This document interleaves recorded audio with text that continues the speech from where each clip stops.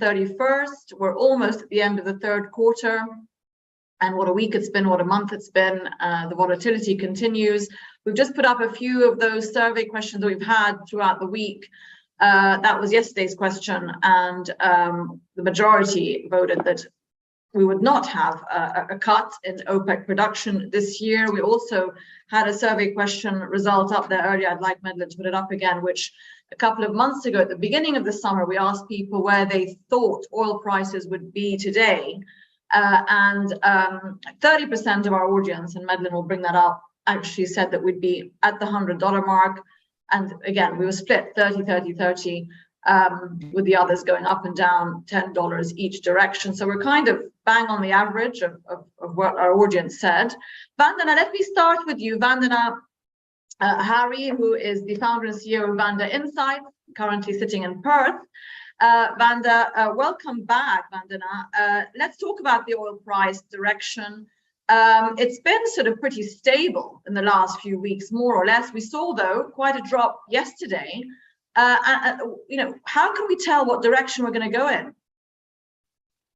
That's going to be difficult until some of the major uncertainties right now on both the demand and the supply side are settled, Diala.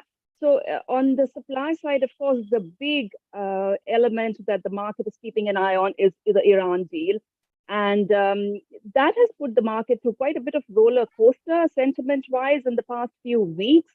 And I think finally what is happening, and we have seen in recent days, and to some extent last week as well, is the market is starting to discount a little bit the initial exuberance or optimism, if you will, that had come into prices and borne quite a bit of pressure on prices, that perhaps the deal was imminent. It doesn't look like, of course, an imminent deal, but it's not imminent.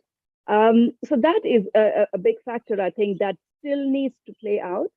And in terms of supply as well, I think, as you just mentioned, what OPEC ministers do on Monday when they meet.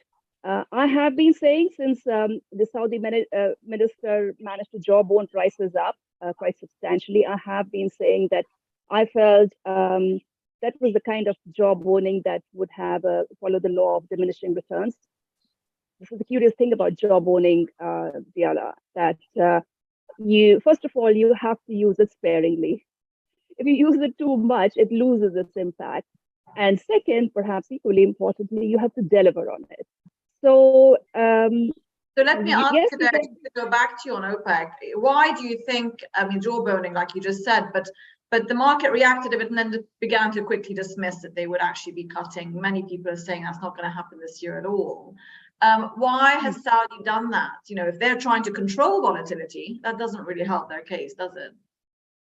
It was interesting. I think it took quite a bit of market participants by surprise as well. And we do know that OPEC Plus is always disavowing having any sort of price targets. I would almost say it was an act of desperation, if it doesn't sound too bad. But I think the other side of that coin, one can say, is that they're very, very keen. I think OPEC Plus, not just the Saudis, but as a group, are keen to put a floor under prices. So you might recall the Monday that Bloomberg published these comments from the Saudi minister saying that reduction in output was a possibility. Earlier in that day, and we were watching crude prices as they opened in Asia, at one point, Brent looked like it could crash through $90 a barrel. So, I think the general market consensus was that they were trying to put a floor under prices, which I think they may have succeeded in doing even, into the foreseeable future, even if they don't actually cut output. It's that kind of that threat on the markets will always hang over there. But I don't think the continued upward momentum in crude was justified. I don't think they will cut. Very quickly, look, they're already pumping 2.9 million barrels per day below their official target. So how do you actually cut? That is one big question. The actual cut would need to be more than 2.9 million barrels per day for it to be an effective cut. And the second is, I think they will be careful, cautious in not being seen or being ultra hawkish at this point, when there is a lot of pressure on them from consumer countries to try and hold down prices. And they can see even in their countries, even the producer countries, we see inflation is breaking the backs of consumers. So I think Yeah. they'll be Okay. careful. Because Well, let's go to then Daniel Richards on that point, MENA economist at Emirates NBD here in the UAE. And I want to go on to Iran and ask Daniel Rahmat there about that, on the production side. But Daniel, let's talk about Daniel Richards. Let's talk about prices and budgets and revenue for the obviously main OPEC producing countries in the Gulf, at least where you're sitting. Clearly flush with cash at the moment, as oil majors are as well. How concerned, let's putting it, the OPEC question aside, let's look at the budgets there and inflation. Vandana touched on it. You know, are Gulf, do you think economies concerned about these inflationary pressures at all, given that they're in a very, very luxurious fiscal position right now, especially compared to the rest of the world, to Europe especially? Yeah, I think to an extent they will be. We had those Dubai PMI figures come out, 7.1%, really being driven by transport, a rise in transport costs. And we do expect some of those price pressures related to energy and food will come off, but then you have the more stickier inflation. It's starting to come into services more in Dubai figures as well, and also we've seen the higher prices start to come in from the housing market. Will start to play a part as well. But certainly on the fiscal side, like you say, they really are flush with cash across the GCC as a whole. The weighted average for our budget surplus forecast is over 10% of GDP.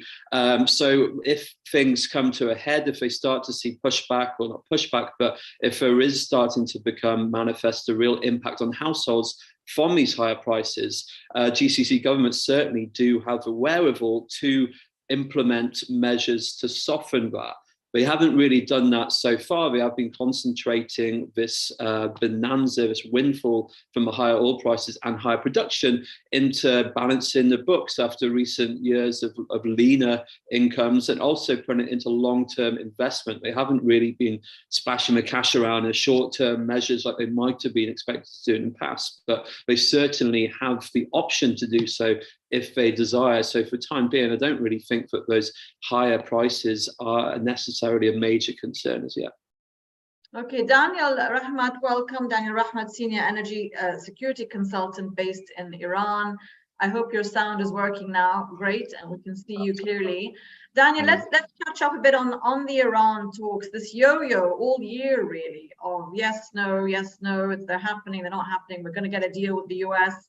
The US election is approaching, midterm elections are getting closer and closer. You know, where, from the Iranian point of view, is this deal going? Do we still have sticking points? And if so, what are they?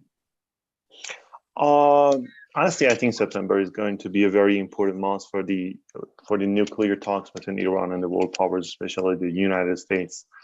In fact, I think Iran has made whatever it wanted to do with Russia, and also the Russian Federation is somehow satisfied with the agreements which they have already made with Iran regarding exporting a huge amount of gas to Iran, also investing in Iranian upstream gas and oil fields. And I think there are a lot of things Iran and Russia are going to do. Recently, I heard that the Iranian electricity grid is going to be connected to the Russian grid, so Iran can swap or re-export Russian electricity to Iraq or elsewhere. So I think a very, very concrete structure of cooperation between Iran and Russia was formed during these months that the deal was somehow suspended and the negotiations were on the corner. So I think the Russian Federation is somehow satisfied, and there is a lot of opportunities for Iran and Russia to cooperate on. So there is no specific barrier according to the experts I talk with, but it depends on how Iran itself wants the deal. I think at the moment Iran seriously needs the deal because the 25-year agreement, the strategic partnership agreement with China, is somehow suspended because Chinese are not going to enter the Iranian upstream or downstream market unless the US sanctions are removed. So Iran seriously needs the deal, and considering the high oil and gas prices globally, Iran would consider this as an opportunity, even a short-term opportunity for expanding its economic capacities, and after that, its influence around the region. So I think Iran is very enthusiastic to sign a deal. Yeah, and I mean, but to do that, don't we have to see a cessation of any sort of proxy activity in the region? I mean, we're still seeing signs of that even this week. You know, how realistic is that? Is their intention to stop that from happening? Iran's strategic approach towards its geopolitical goals in the Middle Eastern region is somehow different with some other countries. Iran has comparatively a sort of old military, and its influence is implemented through its proxies around the region. So it would be very hard to ask Iran to remove its missile program or remove its support for its proxies around this region.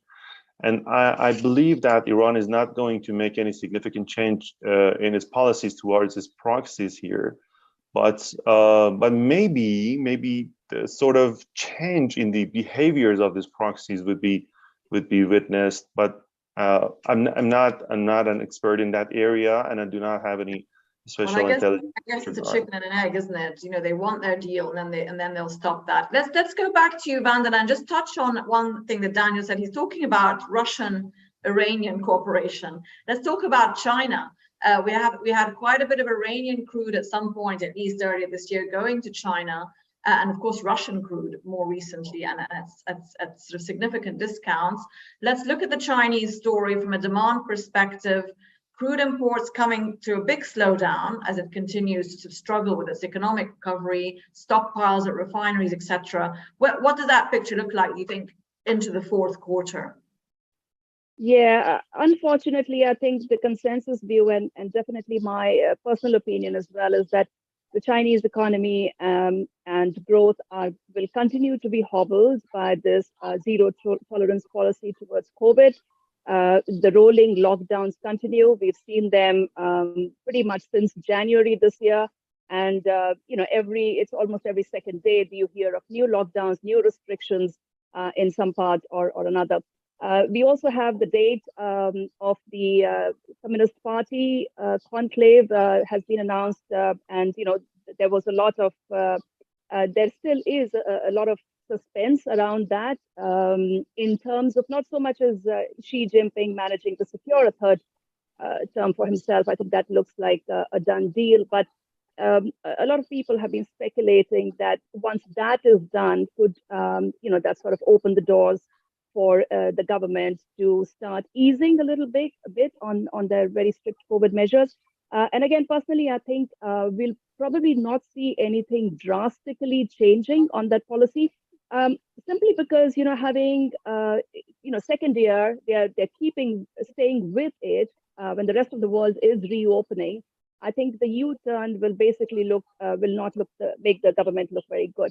So we saw China. I mean, Vandana, just to stop you there, the U-turn, but at some point that's going to happen, whether it's a U-turn or gradual.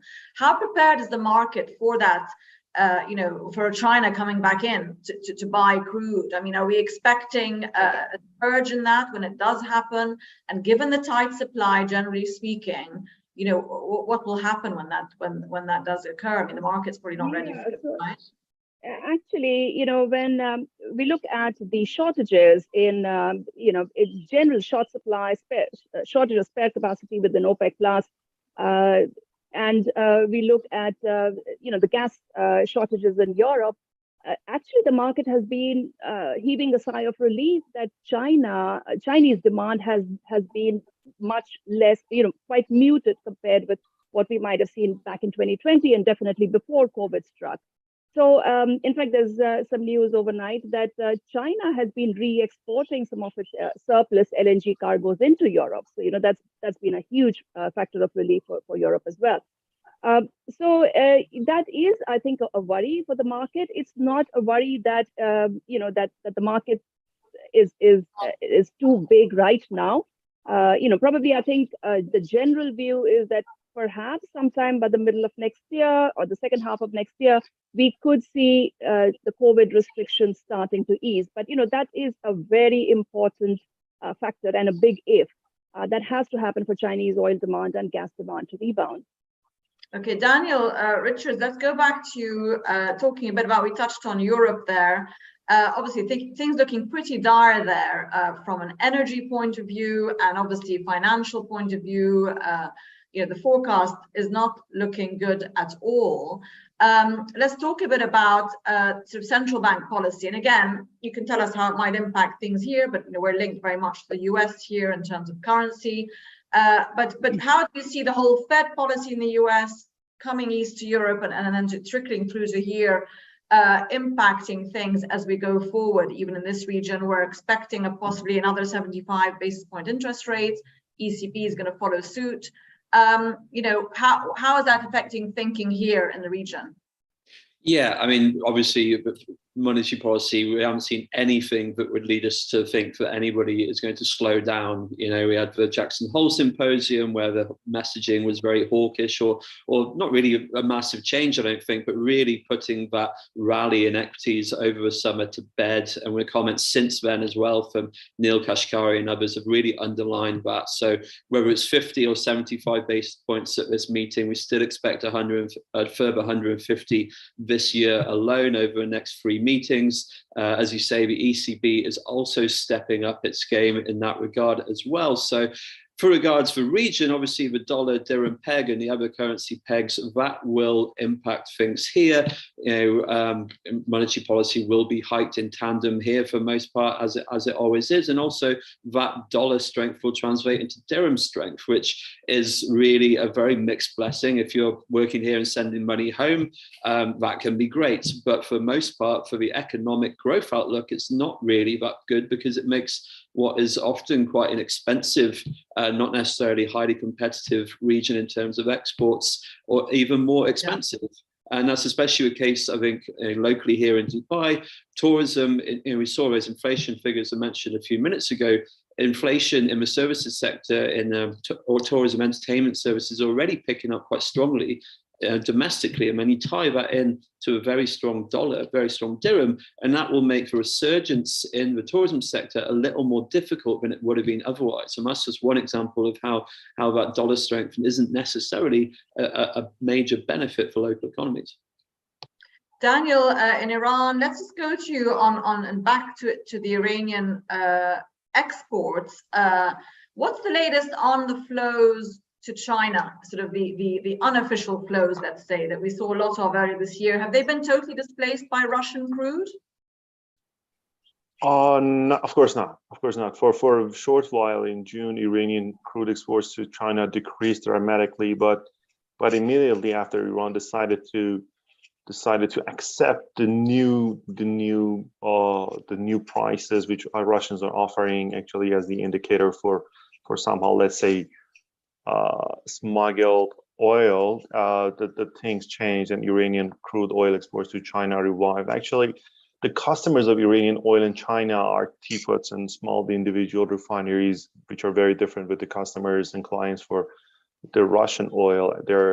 And also the class of the grade of Iranian oil which is exported to China is heavy, and somehow the Russian oil which is being exported to China are mostly Sokol and recently Urals, which are medium or somehow medium light. So there is a big difference between the market in China for Iranian crude, and of course it has affected that. But recently we even saw a sort of increase in the Iranian exports to China based on some unofficial news. Iranian total exports reached 1.1 million barrels during August, which was significantly more than the month before.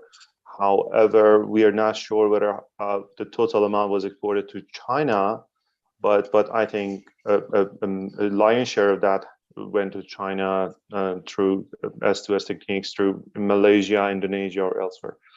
But I think despite the diminishing trend in the Chinese oil imports, Iranians could maintain to keep their share in the market. Okay, Vandana, let's talk a little bit about Europe again. And it's now subjected to buying sort of Russian crude still at a premium, let's say, compared to how it's being discounted to Asia elsewhere. come towards the end of the year in December, when the new restrictions are implemented on Russian energy flows, despite the fact that Europe now is desperate for energy, it's still proceeding with those measures. You know, what is the outlook come the new year? I mean, things are bad enough already. Do you think we might see a U-turn in EU sanctions policy? Things are getting pretty desperate. Yeah, if not an about turn, I have a feeling they'll have to find some way to ease that pressure a little bit on themselves. So again, here we are talking about December 5, which is the deadline for the EU to completely cut off Russian seaborne crude imports, and February 5, of course, when they want to completely cut out the products imports from Russia. So even looking at December 5, a lot of fear and nervousness in the market is predicated on the assumption that, let's say, the 1.3 to 1.5 million barrels of seaborne crude that is still flowing into Europe from Russia will be terminated. And, I feel that may not happen. Again, as we've been discussing, the gas crisis is pretty bad now. It could get worse in December. Of course, there's fears that Putin might slash gas exports even more in December, because obviously that'll hurt the bloc even more at that time. So, of course, we've had the US try and socialize for a bit, sell the idea of a price cap. There's also a feeling that the whole idea of price cap is aimed at trying to keep some of the oil flowing into Europe, because that'll be sort of an offset, or we've managed to bring down Russia's oil revenues, so it's all right. We'll continue buying oil from Russia, so some sort of trade-off, if you will. But if the price cap idea doesn't take off, and there's quite a likelihood of that happening, I don't think India and China are too keen to join officially, at least. Then Europe will have to find another way. Maybe not a complete U-turn, because that will not look good.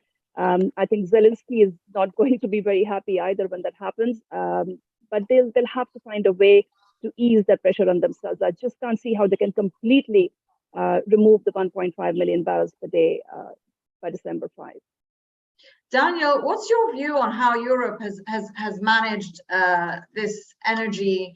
I know it's not your specialty, but I mean, from an economic point of view, is there anything it can do? A lot of people are saying, well, why doesn't it just dig back into its pockets and fund what the people need to buy their gas, subsidize gas prices, etc. Even if they don't have the budget for it, they're in debt already. So why not continue on that bandwagon? We'll keep that survey question up and until you finish telling us your answer, and then we'll have a look at that.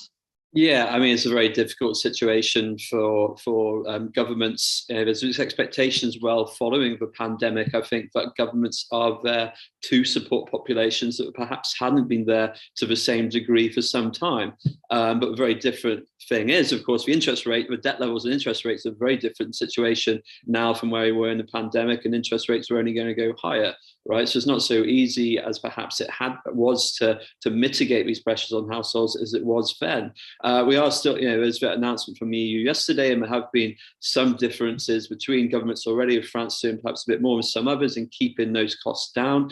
Will there be more nationalizations? It could be some paradigm shifts within the political framework with energy on the back of this. I think, and the way France is going, perhaps that will be followed elsewhere as well. As certainly they need tools that perhaps aren't available to them as things stand.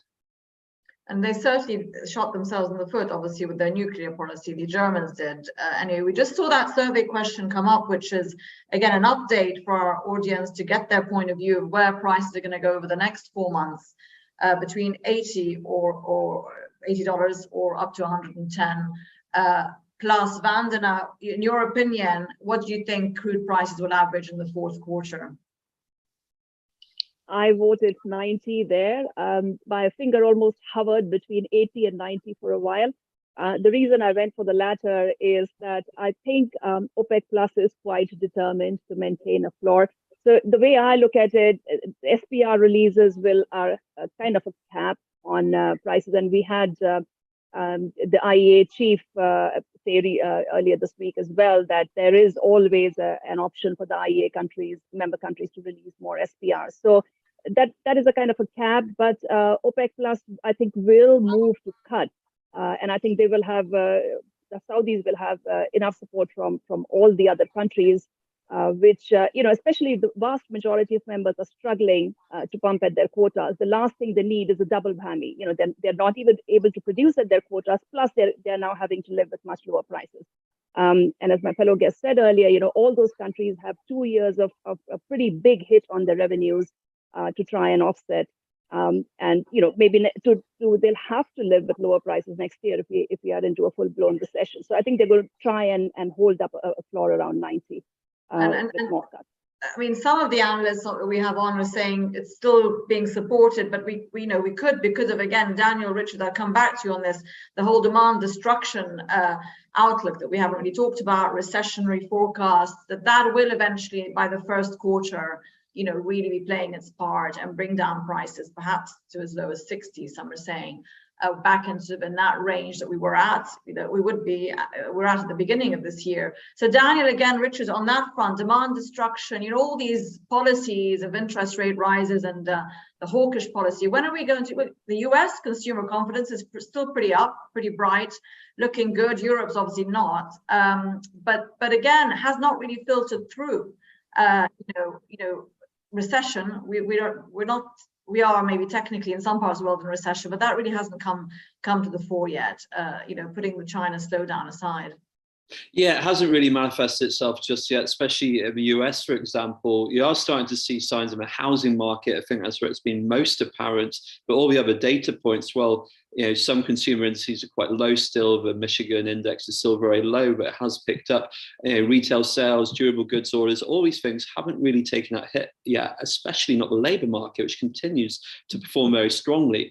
But, when the FOMC started, they said it'd probably take 9 months or so for these hikes to start to feed through. We're starting to hit that point now, and they are still hiking a pace. So there is, the chances of hiking at this level and not starting to see some impact is pretty slim, I think, whether that's a soft landing, hard landing, regardless, there will start to be some slowdown or in activity. And that will, as you say, eventually lead to demand destruction. And how concerned should we be about, emerging economies taking this hit from a high US dollar, obviously big importers of energy as well in the East, not just China, but I mean others. If in South Asia, we see a lot of challenges there, not even on the energy front. Daniel, again, I mean, how this chasm between West and East, is it just going to be compounded by what we're seeing? Yeah, it's hard to see any bright lights at the end of the tunnel just yet for some of these emerging economies, especially the more indebted ones or more ones more exposed to these kind of moves. And we've already seen, of course, Sri Lanka as a case in point, but then others are in our nearer region are under significant pressure. Egypt, for example, and I think the IMF support for some of these countries. We saw that deal with Pakistan, or the latest review of Pakistan this week, 1.1 billion. The IMF and multilateral support is going to be crucial because dollar strength is here to stay for a while. Interest rates are going up. These countries will remain under pressure, even as some of these food and energy costs start to come down. That pressure will remain. Daniel, Rahmat, let's go to you to close up for us. Give us a little view on the Iranian economy as it stands. Obviously under also great duress for many reasons, primarily because of the sanctions it's been under. But how are things looking there, given that the oil that you are selling is being sold at a pretty healthy price? Yes, of course. Iranian oil exports has increased significantly, and the prices also have been on an increase and on a somehow satisfactory level. So Iranian economy this year is feeling much better. Iran also could increase its non-oil exports to neighboring countries, and there is a lot of hope that Iran can maintain a sort of become a sort of north-south economic or transportation corridor for Russia, India, and maybe other countries, including Pakistan. And if Iran continues the agreements with the Russian Federation regarding development of a sort of to become a sort of gas hub for regional customers like Pakistan, Turkey, probably Iraq. There would be a lot of chance for increasing the. Well, it's definitely time to take advantage of its gas strength there. Thank you very much, Daniel. I think we lost your sound there, but it was, yeah, we're losing Do you you. have it? Do you have my sound now? I do. You're back now. Yes. Yeah. I think that the whole economic situation is going to be much better for Iran comparing with last year. But if Iran cannot come back to the JCPOA deal, that would be a disaster because not only the U.S. sanctions are going to be implemented to Iran, but also international or UN sanctions are going to return, and the whole story is going to change there. Okay, well, thank you very much, Daniel Rahmat, Daniel Richards, and Vandana Hari for joining us today. We saw the survey answer there. $100 seems to be the majority, again, where we're at today, remaining for the fourth quarter. So let's see if that happens, or if things go more towards what Vandana was saying, which is the $90 level. I put 90 as well, for what it's worth. Thank you very much, everyone, for joining us. Thank you to our audience as well for listening in, and we look forward to seeing you in September. Thank you. Thank you. Thank you. Thank you.